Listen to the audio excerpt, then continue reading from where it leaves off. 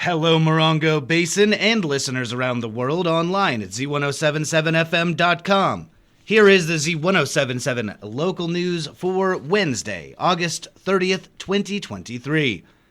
The jury in the Arthur Davies trial is out for deliberation after nearly a day and a half of closing arguments. The state says Davies was the only person that could have been responsible for the toddler's death, while the defense says that all evidence, or lack thereof, points to an accident. Joining us with more on the nearly month-long trial is online news editor Robert Hayden.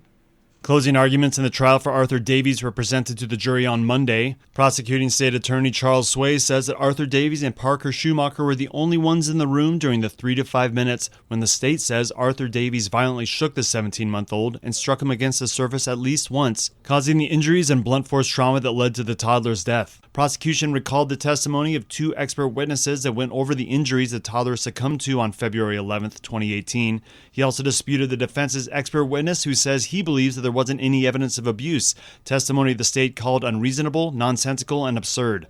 Defendant attorney Zulu Ali says this is a case of training versus education, and that the prosecution's witnesses rushed to judgment based on their training rather than looking at the facts of the case. Defense shifted the focus onto the mother, asking the jury that if she was concerned about Arthur Davies being alone with Parker, then, quote, "Mom needs to answer for what she did. If you know that someone is doing something to your child, you are just as culpable." Ali also pointed to the lack of physical evidence to back up the state's claims. Closing arguments ran into Tuesday morning before the case was handed over to the jury for deliberation. The jury reconvenes this morning at 9:30, and Z107.7 will report the verdict in the long-running case as soon as it's delivered. Reporting for Z107.7 News, this is Robert Hayden. After our report last week of Big Morongo Preserve's extensive damage from Tropical Storm Hilary, which included downed trees and massive mud flooding of its boardwalks from over 5 inches of rain in one day, assignment reporter Gabriel Hart has an update on the cleaning crew's progress and what you can do to help.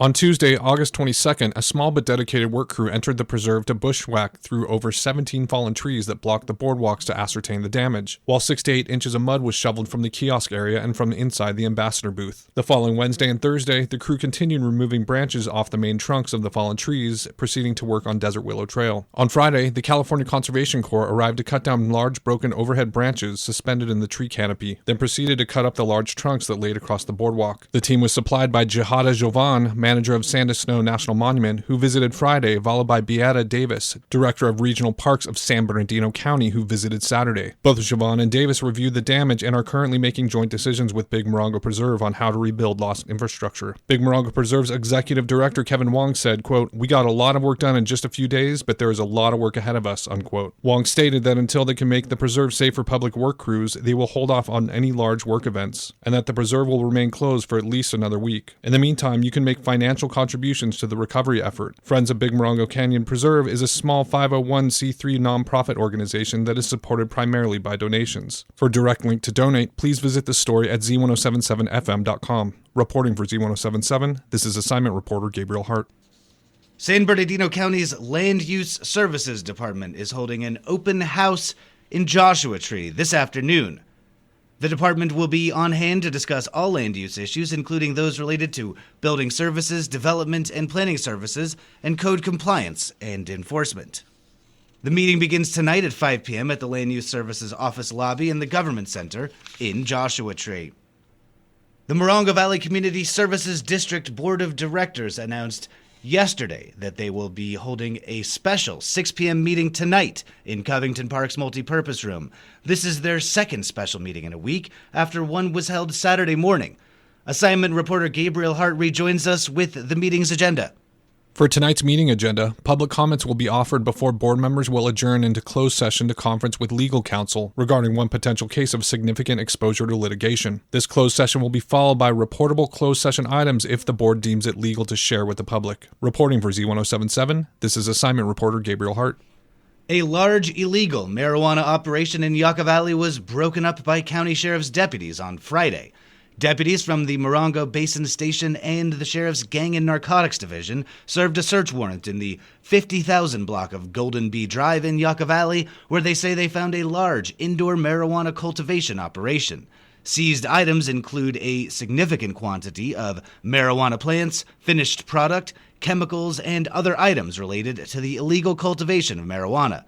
This investigation is ongoing, and deputies ask that anyone with information about the illegal operation contact Deputies Miller or Perez at the Morongo Basin Station at 760-366-4175. It has been a long, hot summer, and everyone is hungry for laughs.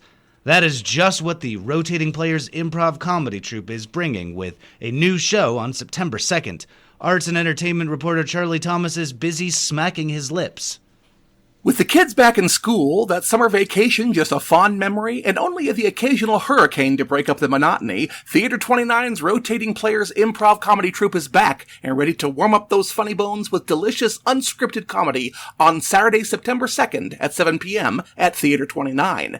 Improvalicious will whet your appetites for side-splitting mayhem and a heaping helping of you never know what's coming next. Improvist Benjamin Bees, Jericho McNeltier, Graham Cooley, and Charles Harvey will get the blood pumping, while host Leon McNeltier attempts to corral the cats. Tickets are available now at theater29.org/tickets. Reporting for Z107.7, this is arts and entertainment reporter Charlie Thomas. And finally, the 29 Palms High School Lady Cats volleyball team traveled to Desert Hot Springs to take on the Eagles for their first league match. The junior varsity team won in 3 sets, and Niso Yuso had 7 ace serves and Emma Avalos had 6. The varsity Cats won in 3 sets, 25-11, 25-10, and 25-16. Kyla Papalatic led the team at the net with 7 kills, had 5 assists and 3 ace serves. Jenica Silvas led the team in assists with 3 ace serves and 6 kills. Lindy Stewart had 2 solo blocks and 2 kills. The Lady Cats will host Indio tomorrow. JV starts at 4 and varsity follows. That's our local news. Hear local news 7 times a day, 7 days a week at 7, 8, 9, noon, 4, 5, and 6. If you hear news happening, let us know about it. Email us at tips@z1077fm.com. Reporting for the Morongo Basin Newsletter, the award-winning Z1077 Local News, I'm Jeff Harmatz.